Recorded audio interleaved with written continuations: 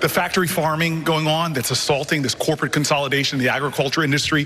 One of the reasons why I have a bill to put a moratorium on this kind of corporate consolidation is because this factory farming is destroying and hurting our environment, and you see independent family farmers being pushed out of business because of the kind of incentives we are giving that don't line up with our values. That's what I'm calling for. Many people are aware of how cruel factory farming is. They tell themselves it's okay if it's quote-unquote humane meat. The truth is that 99% of U.S. farmed animals live on factory farms. Our food system is controlled by a small handful of large corporations. In the past few days, some of the largest meat packing firms have been infected. Georgia, which is one of the largest poultry producers, feel on edge. There has been 1 death at Fort Morgan, 5 employees of Tyson have died, and Smithfield is now the 4th largest hotspot in the U.S. COVID-19 is a zoonotic disease transferred from humans from animals living in crowded, unsanitary conditions, like so many other historic pandemics that have significantly endangered human health. On December 16, 2019, U.S. Senator Cory Booker unveiled a new bill. This is known as the Farm System Reform Act of 2019. I don't care where you stand politically. This is a crisis that affects everyone, and there is a solution. The banning of factory farms is more important than ever. The Farm System Reform Act will make our agriculture system less vulnerable to future pandemics. Factory farms dismantle the economic and social fabric of rural communities and are linked to higher levels of unemployment.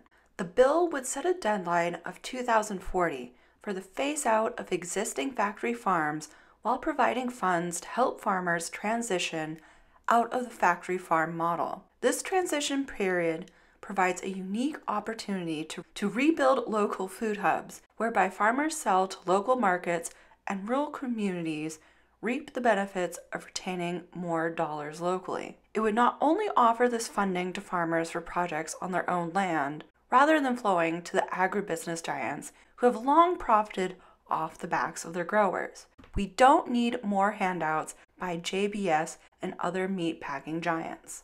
This bill would also hold integrating companies responsible for their manure waste. Integrated companies like Tyson and Perdue have long pawned off the enormous burden of waste disposal onto their contract growers.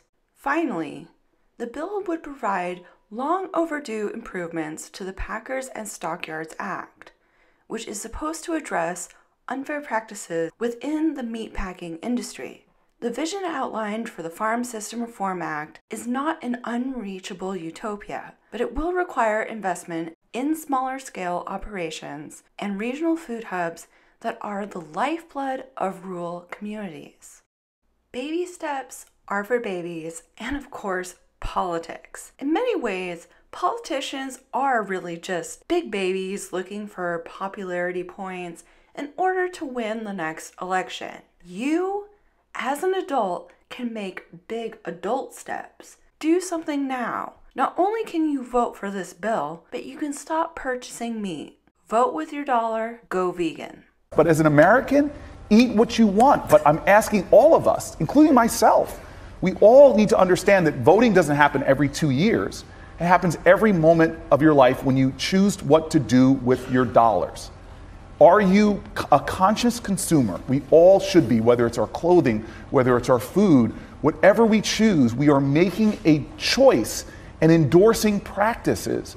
And the more conscious we can become, the more we can be participants in making sure that our planet, our fellow Americans, are living healthy and lives of high well-being.